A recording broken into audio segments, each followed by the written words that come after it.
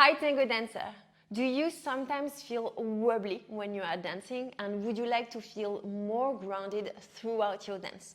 If that's the case, this video is for you. We are going to share for you 4 tips on how to be more balanced when you are back pivoting. So recently one of our students, Jan, asked us for tips on this, and we thought that it would interest a lot of you. So here's the video for Jan and for everyone.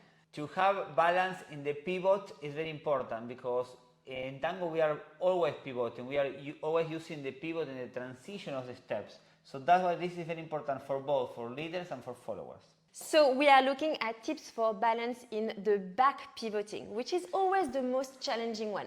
So that everybody is clear and everyone is on the same page, we are quickly reviewing what the back pivoting is. This is so when we take a back step, for example, here, and I'm going to pivot only on one leg.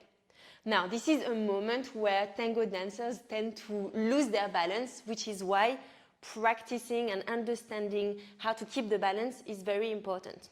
And the first tip we want to share with you is to make sure that you are not starting your pivoting movement before you have landed fully on your supporting leg. So here you see I am on my right leg and I am not falling, I am fully on my right leg.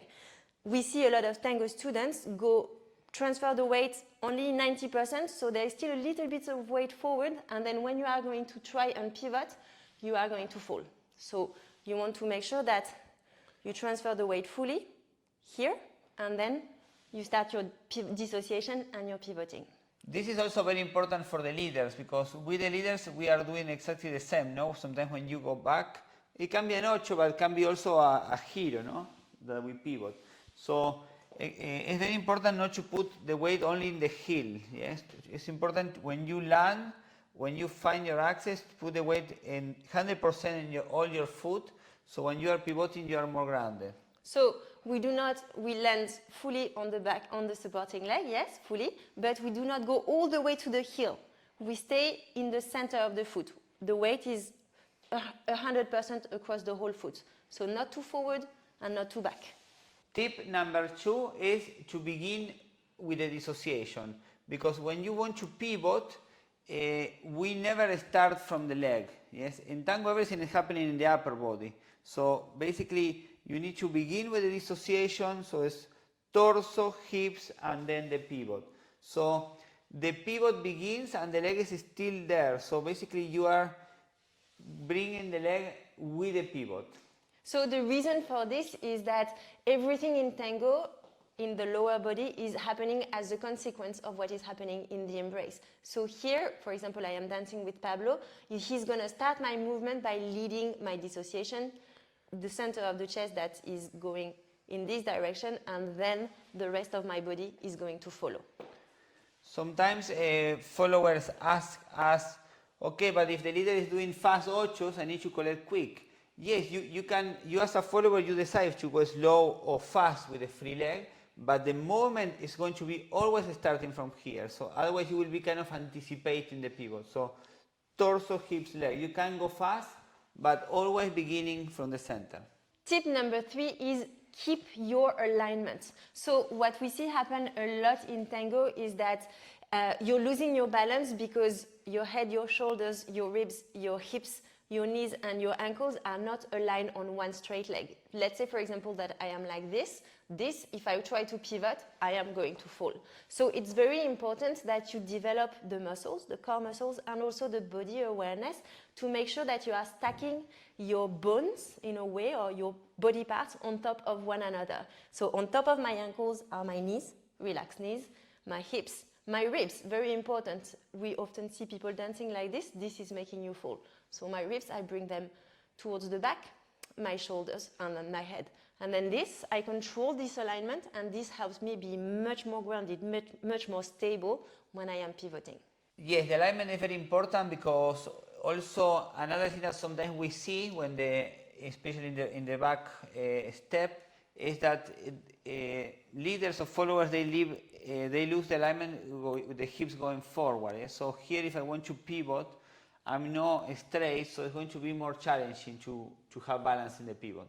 So that's why find your axis, stay always straight, no with the hip forward, no back, and then once you are in your axis, and then you can pivot. Tip number 4 is do not sit in your hip or on your hip. So one of the things we commonly see students, tango students do is to go here and to sit here into the hip. Sit here. Sitting here. If you do this, this is not going to allow you to pivot in a way that is controlled. So instead what you want to do is to transfer your weight fully and then engage your supporting leg. Do not lock your knee, relax the knee, but really engage the supporting leg, elongate your back, and then you're going to be able to pivot much more easily. This is important also for the leaders. This is for both, because if we don't control the hips, if we don't have the control of the hip, our hip is going to push our axis to the side, and then we are going to lose our balance when we are pivoting. A lot of times we have like salsa dancers, because in salsa they move the hips, so they are used to do that. But in tango we are always controlling the hips, so in a way that you have the control of the pivot and you keep always your axis. So now we show you with tango music.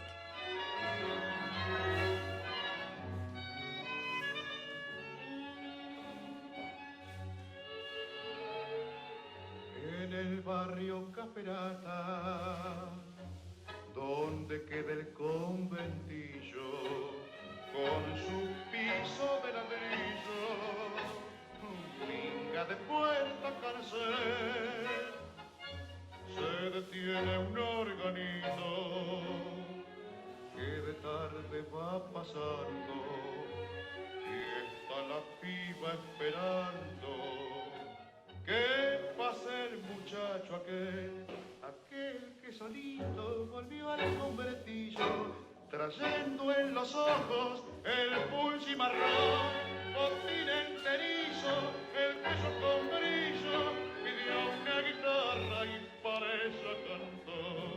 Aquel que un domingo bailaba un tango, aquel que le dijo me muero por vos, aquel que su almita arrastró por el fango, aquel que a la reja mas nunca volvió.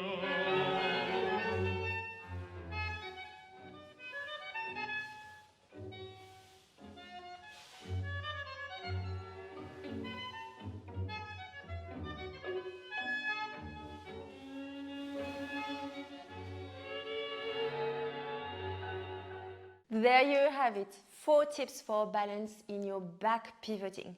We really want to encourage you to practice these.